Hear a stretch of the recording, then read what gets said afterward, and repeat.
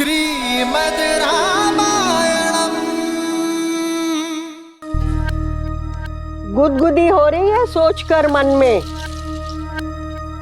मेरा भरत राजकवि होगा। ये कैसी बातें कर रही हो? क्यों? अरे गुण और लक्षणों के आधार पर ही तो पद मिलता है। राम तो निश्चित ही राजा बनेगा और लक्ष्मण तो अवश्य ही सेनापति बनेगा, और शत्रुघ्न उसे तो कोई छोटा मोटा मंत्री का पद मिल ही जाएगा।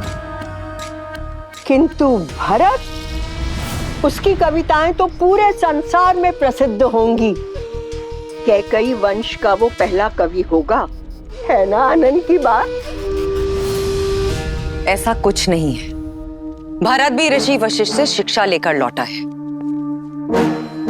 साहस और पराक्रम और वीरता में वो बिल्कुल अपने भाइयों जैसा है। रहने दो कैकई, इन हाथों से तुम्हें और युद्ध जीत को पाल पोस कर बड़ा किया है, और मैं एक दृष्टि में देखकर बता सकती हूँ कि किसमें सत्ता संभालने की क्षमता है और किसमें नहीं। और वैसे भी कैकई, जैसा तुम चाहती थी वैसा ही तो बनकर आया है तुम्हारा पुत्र, राम की छाया। किंतु कभी सोचा है कि जब सूर्य सामने हो तो छाया को कोई नहीं देखता? बस मंत्रा, बस, अब एक शब्द और नहीं।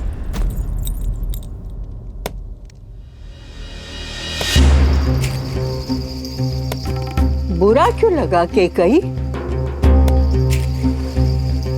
तुम तो अवध की रानी हो, राम की माँ हो। मैं तो आज भी तुम्हारी दासी मंत्रा हूं, तुम्हारी शुभ चिंतक। मंत्रा, एक शब्द और नहीं। निकलो यहां से, और एक काम करना, आज रात तुम बाहर ही सोना। जाओ यहां से। मैं चली जाऊंगी कैकई, मैं तो श्वान हूँ, कुकर। मैं वहां आंगन में रहकर भी तुम्हारी रखवाली करूंगी कैकई। और कब तक?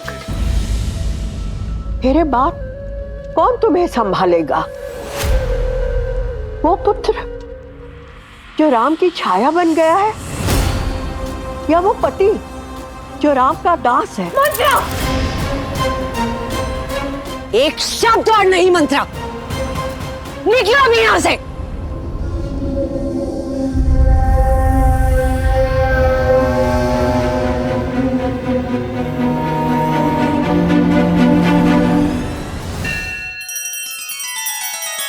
श्री रामचंद्र कृपालु भज मन हरण भव भय दारुणम।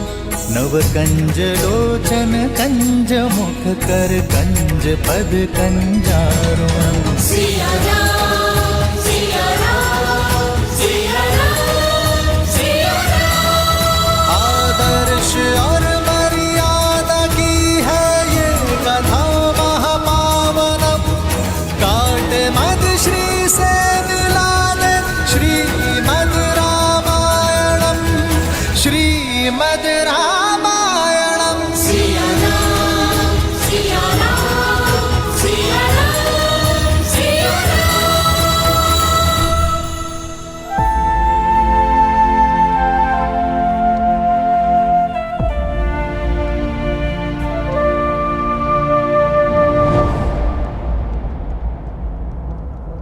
जैसा तुम चाहती थी वैसा ही तो बनकर आया है तुम्हारा पुत्र, राम की छाया। जब सूर्य सामने हो तो छाया को कोई नहीं देखता। मेरे बाप कौन तुम्हें संभालेगा? वो पुत्र जो राम की छाया बन गया है, या वो पति जो राम का दास है?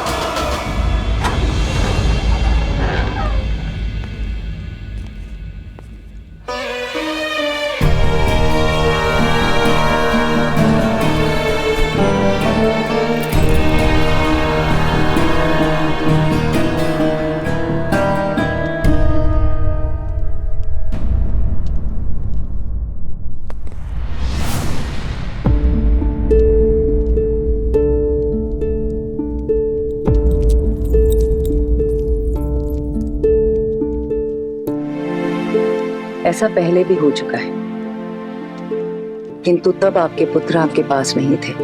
अब तो आपके पुत्र आ गए हैं, अब क्यों नहीं सोए? वर्षों से प्यासी इन आंखों को तृप्त कर रहा हूं कैकेयी। किंतु तुम क्यों नहीं सोई? क्योंकि आज भी इनके भविष्य के सपने मेरी आंखों में है। महाराज, चलिए ना, उपवन में चलते हैं, थोड़ा भ्रमण करते हैं। चलिए ना।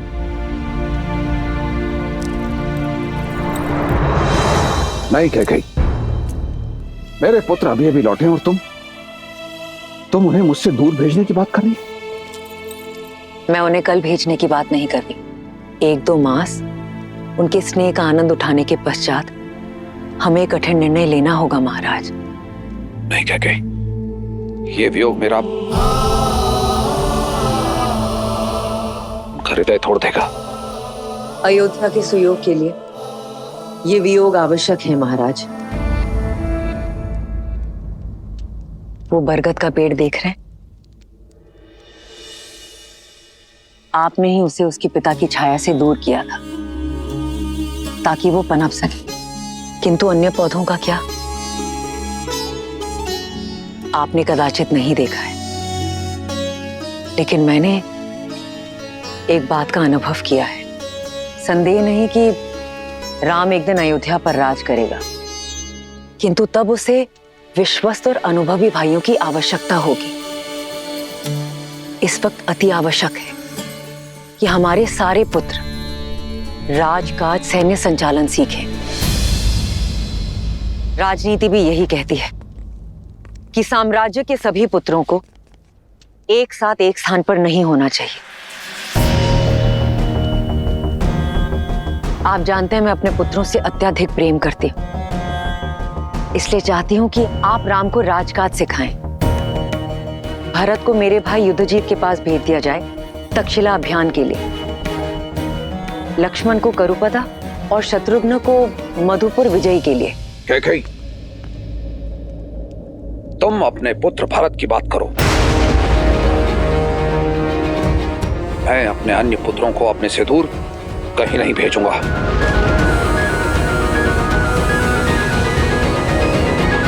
क्या कहा आपने? केवल मेरा पुत्र भरत, अर्थात भरत के अतिरिक्त मैं किसी की माता नहीं? कैकेयी, तुम मेरी बात का अनुचित अर्थ निकाल रही हो। मैं आपके शब्द और अर्थ दोनों समझ गई हूं महाराज। आप केवल मेरे पुत्र भरत को कैकैया जाने का आदेश दीजिएगा, और यदि वो प्रश्न करे तो उसे कह दीजिएगा उसकी कठोर मां कैकई ने आदेश दिया है। और हां, दर्पण दिखाने के लिए धन्यवाद महाराज, ये अनुभव करवाने के लिए कि मैं केवल भरत की माता हूं, राम की नहीं।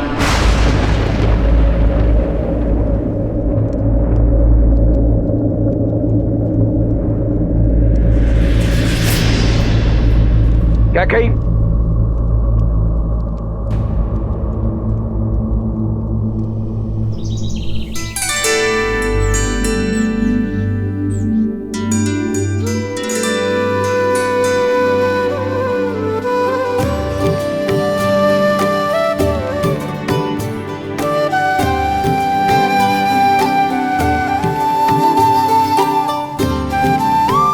कुमार भरत, आपके लिए एक सूचना है।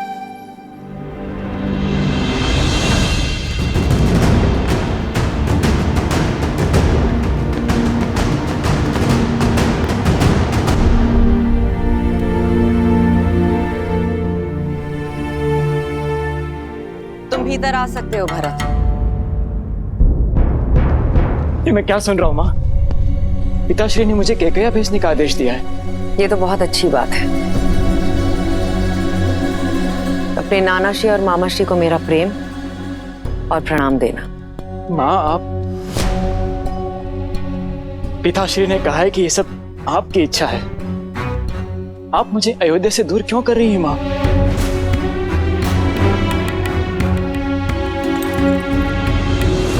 क्योंकि अपने भाई राम की छाया से दूर जाना आवश्यक है तुम्हारे लिए, अपने अस्तित्व को ढूंढने के लिए, स्वयं के लिए और राम के लिए। अपनी निर्दयता राम भैया पर मत थोपिए माँ। आपका द्वेष किससे है? राम भैया से या मुझसे?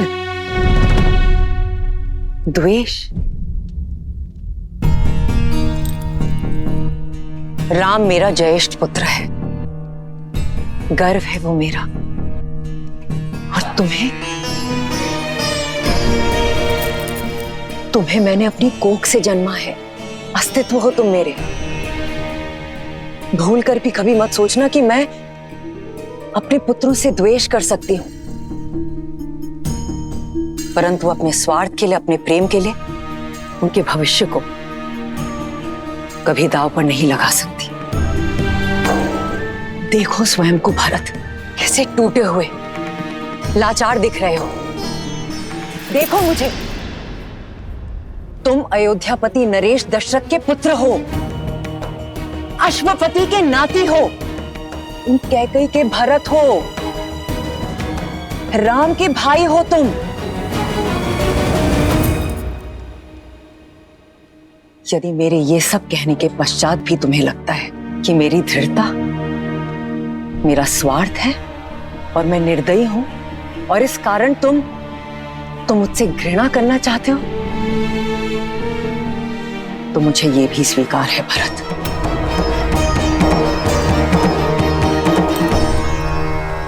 और यदि तुम ये मानते हो कि मैं अपने पुत्र राम से घृणा करती हूं, तो ये भी मान लो किंतु मैं किसी मां,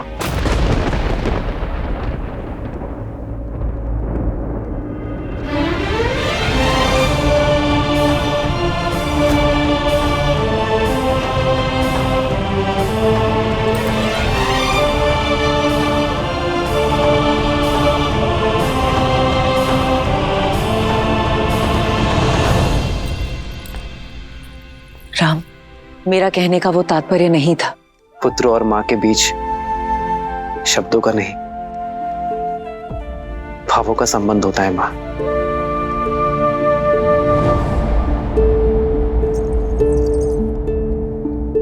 और ये बात मेरा भोला भरत भले ही ना समझे, पर मैं अच्छे से समझता हूं।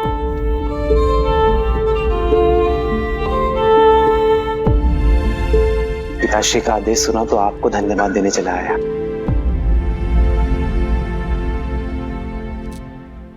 मां ने जो बात कही है वो मैं कब से अनुभव कर रहा हूं भरत, और तुम्हारा आत्मविश्वास बढ़ाने का प्रयास भी किया है मैंने, पर कभी सफल नहीं हो पाया। जानते हो क्यों? क्योंकि मैं भाई हूं। मां ने अपने बालक को मधु के भीतर लपेटकर कड़वी औषधि पिलाने की कला मुझ में नहीं है भरत। मां ठीक कहती है भरत, मुझे केवल एक सबल भाई की आवश्यकता नहीं है। अयोध्या को एक प्रबल सेनापति, एक प्रशासक की आवश्यकता है। स्वयं सोचो भरत, हर कार्य में तुम्हें मेरी सहायता, मेरी पहल की आवश्यकता होती है। यदि कल को कहीं मुझे जाना हुआ, अयोध्या से दूर, राज्य से दूर, तो कैसे संभालोगे तुम अयोध्या को? कैसे संभालोगे राज्य और परिवार को? क्या केवल माताओं का ही धर्म है कि अपनी संतान के उज्जवल भविष्य के लिए वर्तमान में दुख सहे? क्या हमारा कोई कर्तव्य नहीं भरत?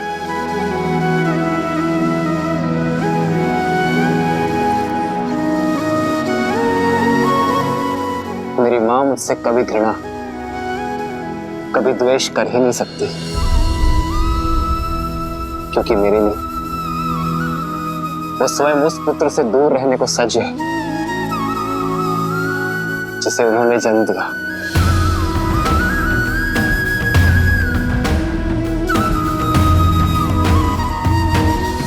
स्मरण रखना भरत, पुत्र को पुत्र हो सकता है, माता को माता नहीं।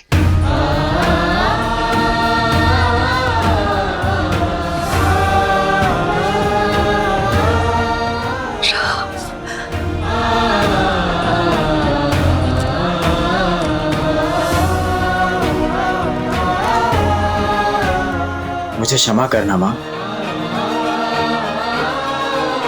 मैं जाने को सज्ज हूं।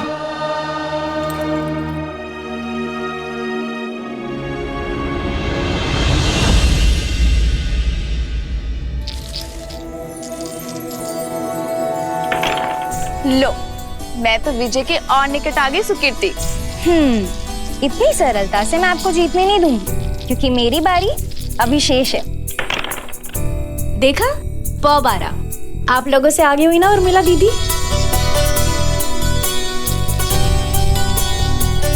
पर सब मुझसे पीछे ही हो। हारने के लिए सच होना मानवी। जीत तो सकती हो उर्मिला दीदी, किंतु केवल तभी जब सीता दीदी के पास से ठीक से ना गिरे।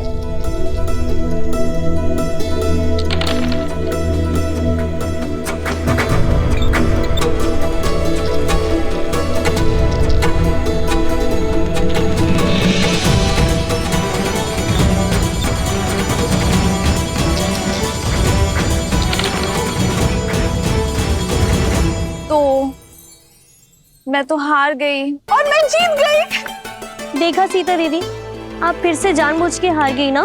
आप हमेशा यही करती है, गार की जैसी विदुषी को अपने ज्ञान से हरा देती हैं और अपनी बहनों के सामने हमेशा हार जाती हैं। क्योंकि तुम्हारी जीत मेरी जीत है, और अपनों से हारने में जो सुख मिलता है ना, वो 100 विजयों से भी अधिक है।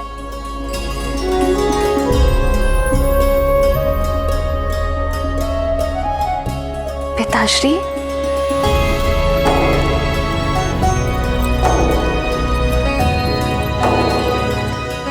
प्रणाम पिताश्री। दीर्घायु भव। मुझे सीता से कुछ एकांत में बात करनी है।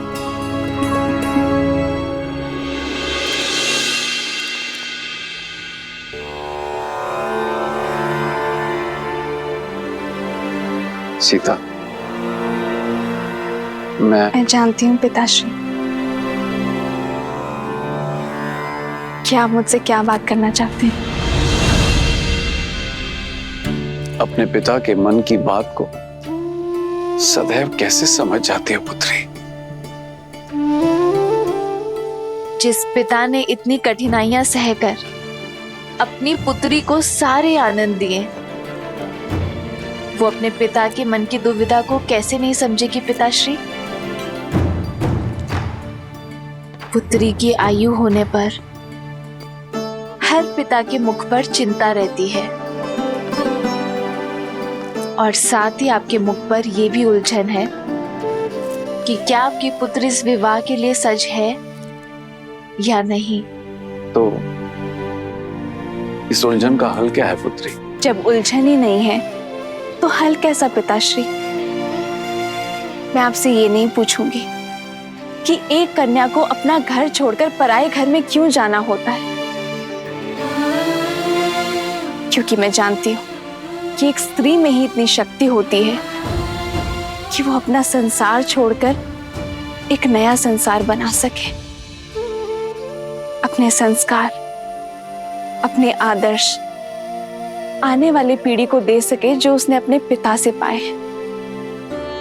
पिताश्री, संसार समझता है कि स्त्री का कोई एक घर नहीं होता, जहां जन्मी वो मायका और जहां जाती है वो ससुराल। परंतु पिताश्री, मेरा मानना है कि कन्या सौभाग्यशाली होती है, क्योंकि उसके एक नहीं 2-2 घर होते हैं। जहां जन्म लेती है उनसे नाता जुड़ा रहता है, और जहां जाती है उन्हें भी अपना बना लेती है। मैं तुम्हें विश्वास दिलाता हूं पुत्री, मैं तुम्हारे लिए सुयोग्य वर ढूंढूंगा, तुम्हारा स्वयंवर रखूंगा। मैं भारत के सबसे पराक्रमी, सबसे समृद्ध राजकुमारों को निमंत्रण भेजूंगा। किंतु पिताश्री, इस स्वयंवर में मैं अपना वर किस आधार पर चुनूंगी? किसके पास कितनी धन संपत्ति है ये देखकर, या किसकी सेनापति शक्तिशाली है इस चुनौती पर? पिताश्री, विवाह सेना संपत्ति से या राज्य से नहीं होता है ना? क्या इस स्वयंवर में मैं उस वर को चुन पाऊंगी जिसके साथ मैं जीवन के हर क्षण में प्रसन्न रहूंगी? तुमने तो एक उलझन से निकालकर दूसरी उलझन में डाल दिया पुत्री।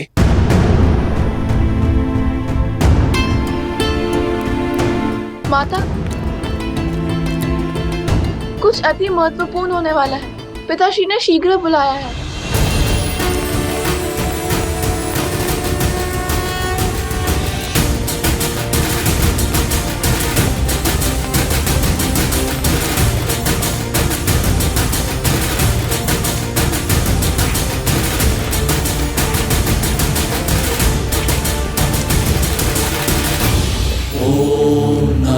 शिवाय ओम नमः शिवाय नमः शिवाय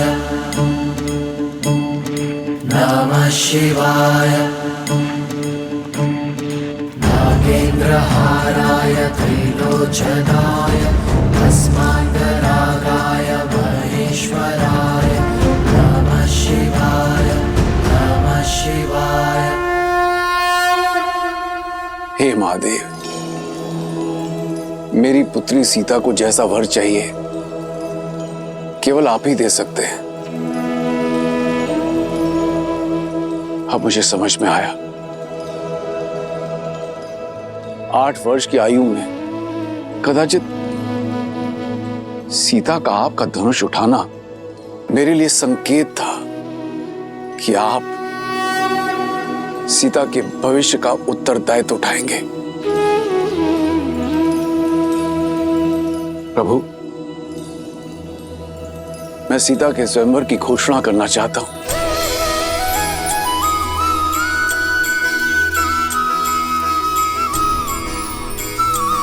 वर का चयन आपकी शक्ति और आपके न्याय का प्रतीक आपका महाधनुष पिनाक होगा।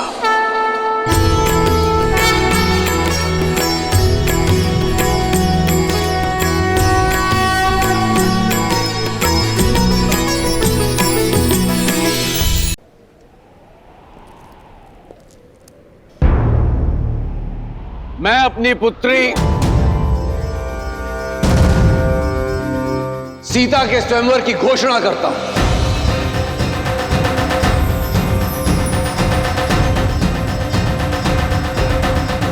जो व्यक्ति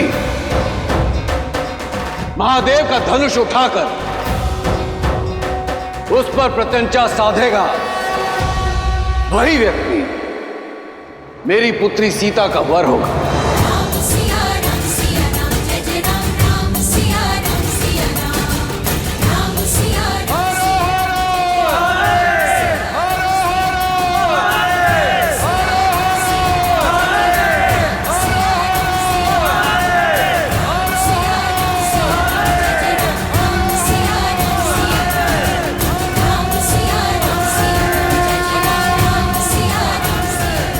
जनक ने सीता के लिए वर ढूंढने का उत्तरदायित्व आप पर छोड़ दिया है प्रभु। सत्य तो यह है देवी कि मिथिला में अपने इस उत्तरदायित्व को निभाने का प्रबंध मैंने कई वर्ष पहले ही कर दिया था। कैसे, बताइए ना, कैसे ढूंढेंगे जनक राम को? जो सच्चे मन से राम को खोजना चाहें, राम तो उन्हें मिल ही जाते हैं। और वैसे भी संसार में ऐसा कौन है जो राम को खोजना नहीं चाहता?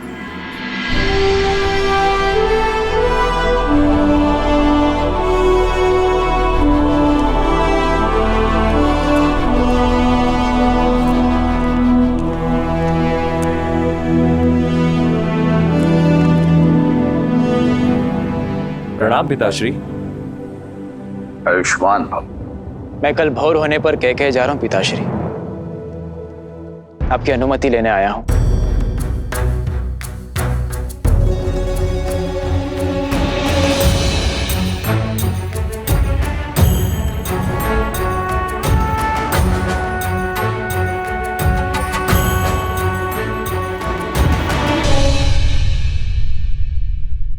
और शत्रुघ्न, तुम कहां जाने के लिए सज्ज हो? पिताश्री, भरत भैया को मेरी आवश्यकता होगी और फिर मेरा भी मन है कि मैं मामा के देश का भ्रमण कराऊं। शत्रुघ्न का निर्णय अच्छा है पिताश्री। 1 से 2 सदा श्रेष्ठ होते हैं। यदि आपका मन हो तो मैं जाऊं पिताश्री।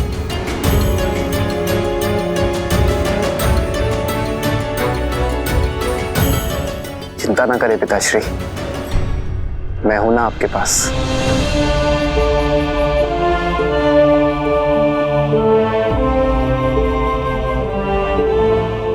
अनुमति है।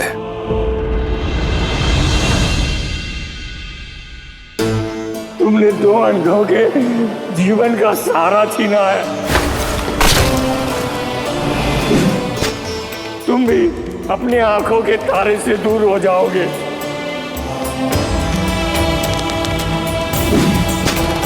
अपने धर्म रक्षक पुत्र के वियोग में तरस तरस कर मरोगे तुम।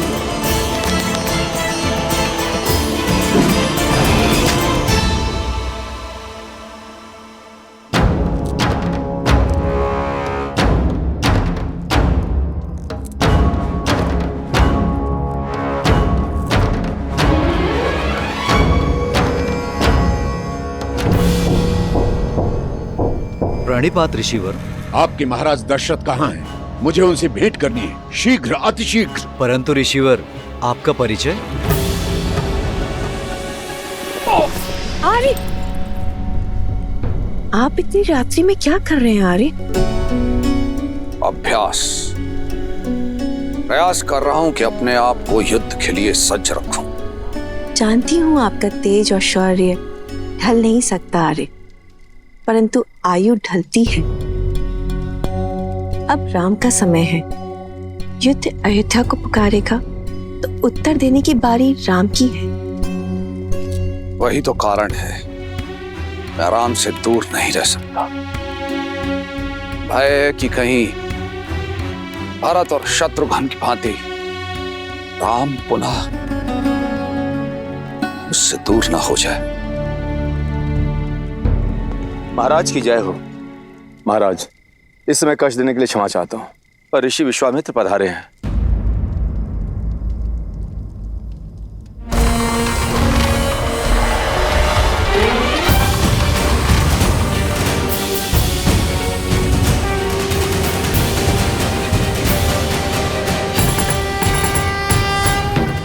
अयोध्या की भूमि पर आपके चरण पड़े। अयोध्या धन्य हुई। अपने चरण कमलों से इस भूमि को पावन करें ऋषिवर। पधारिए।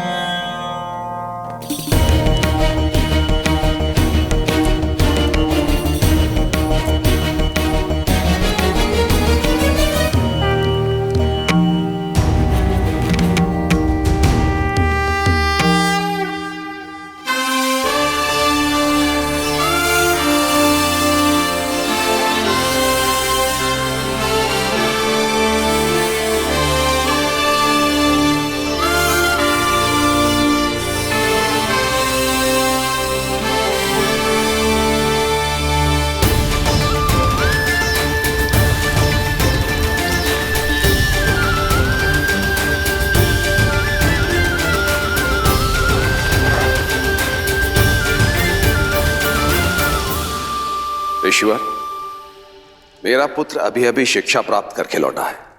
इसे आशीर्वाद दें। राजन, किसी भी व्यक्ति को आशीर्वाद देने से पूर्व उस व्यक्ति की पात्रता की जांच की जाती है, और फिर मैं यहां देने नहीं, लेने आया हूं। आज्ञा ऋषिवर। मारीच और सुबाहु दो राक्षस हैं जो निरंतर मेरे यज्ञ में बाधा डालते रहते हैं। मृत पशुओं का रक्त और उनका मांस डालकर उसे अपवित्र करते रहते हैं।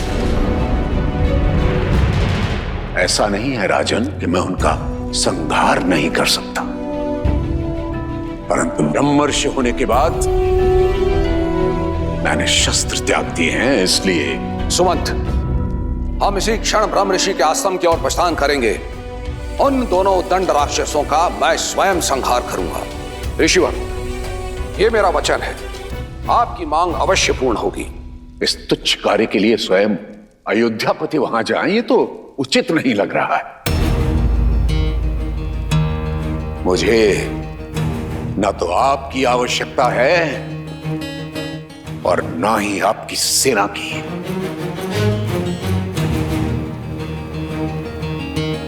तो ऋषिवर, मैं और क्या दे सकता हूं?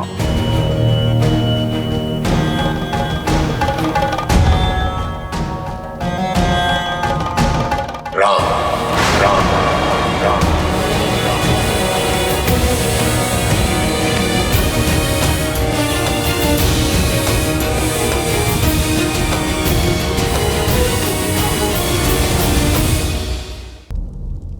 आप अपने पुत्र के लिए आशीर्वाद चाहते थे और मैं सहायता। आप राम मुझे दे दीजिए, दोनों की इच्छाओं की पूर्ति हो जाएगी। किंतु ऋषिवर, मेरा राम, वो तो बालक है अभी। तो यूं समझिए कि उस बालक के बड़े होने का समय आ गया। किंतु मेरे राम को तो युद्ध का अनुभव ही नहीं है ऋषिवर। राजन, अनुभव युद्ध करने से होता है, और फिर जो शिक्षा आदरणीय ब्रह्मर्षि वशिष्ठ ने उसे दी है, उसकी परीक्षा भी हो जाएगी।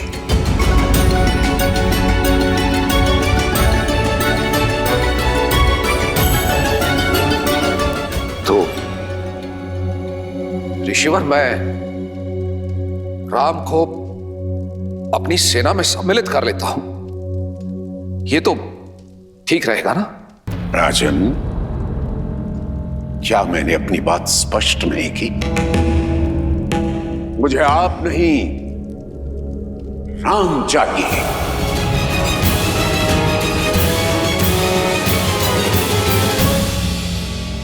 ऐसा अनर्थ न करें ऋषिवर। राम तो अभी अभी लौटा है, इसका वियोग मेरे प्राण हर लेगा ऋषिवर, मेरे प्राण हर लेगा। रघुकुल रीति सदा चले आई, प्राण जाएं पर वचन न जाए। परंतु ऐसा प्रतीत होता है कि आप इन शब्दों को विस्मृत कर गए हैं राजन। प्राणों की इतनी ही चिंता है तो रघुकुल की वचनबद्धता का ढिंढोरा क्यों पीटते हैं अयोध्यापति? विश्वास नहीं होता कि आप महान राजा हरिश्चंद्र के वंशज हैं, जिसने अपना सब कुछ त्याग दिया था अपने शब्दों का मान रखने के लिए। पहली बार अयोध्या ने निराश किया।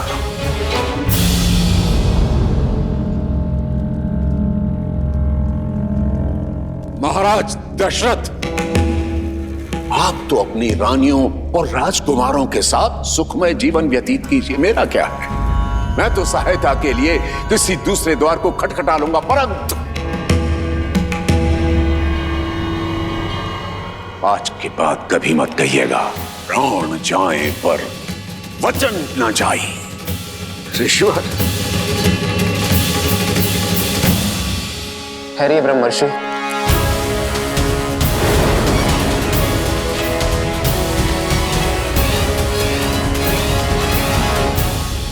आप धर्मपरायणता के अवतार हैं, ज्ञान में सर्वश्रेष्ठ है। आप किसी भी असुर को स्वयं दंडित करने में सक्षम हैं, किंतु ब्रह्मत्व का मान रखने और रघुकुल का मान बढ़ाने स्वयं अयोध्या आए हैं। आपके साथ चलना मेरा सौभाग्य होगा गुरुवर। केवल एक अनुरोध है, कल प्रातः तक प्रतीक्षा कीजिए। अयोध्या का स्वागत स्वीकारिए। ठीक है, कल प्रातः काल तक का समय है तुम्हारे पास। जैसे ही कल का सूर्योदय होगा, अयोध्या के मान का उदय होगा अथवा उसके तेज का अस्त होगा।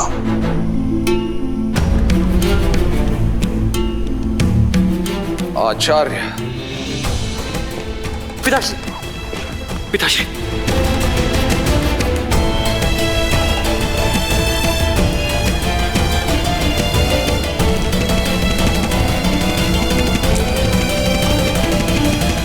प्रणाम गुरुदेव।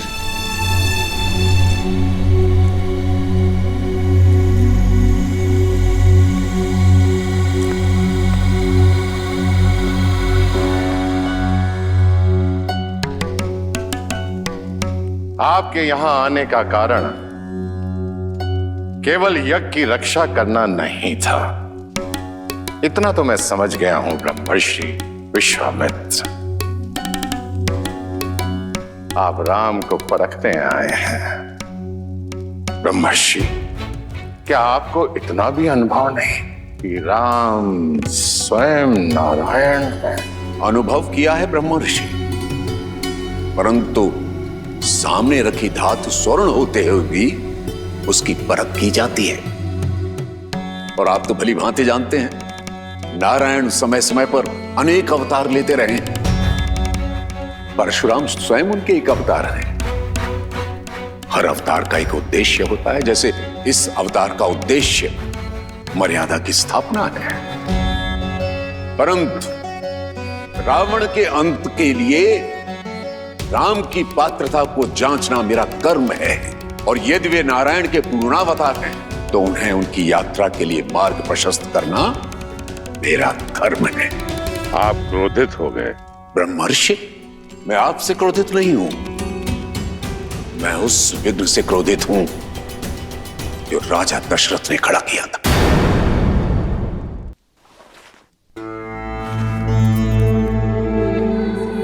सेवकों, राजवैद्य को सूचित करो कि तुरंत आए। पिताश्री।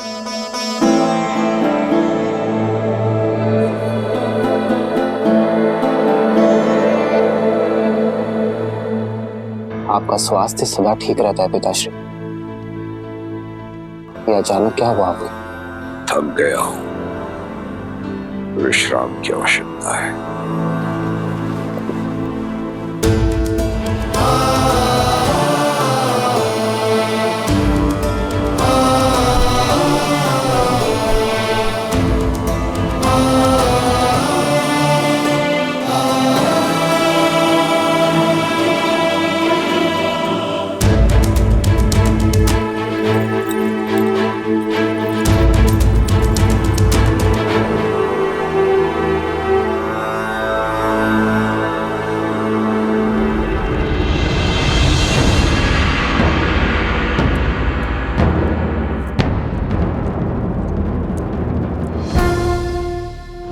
प्रणाम आचार्य।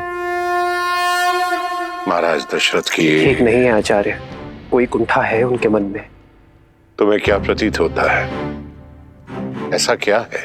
यही प्रश्न मुझे आपसे करना है आचार्य। पिताश्री का ऐसा व्यवहार मैंने कभी नहीं देखा। एक ऋषि को उसकी मनचाही सहायता देने में इतना संकोच क्यों? मैंने पहले भी कई बार अनुभव किया है आचार्य।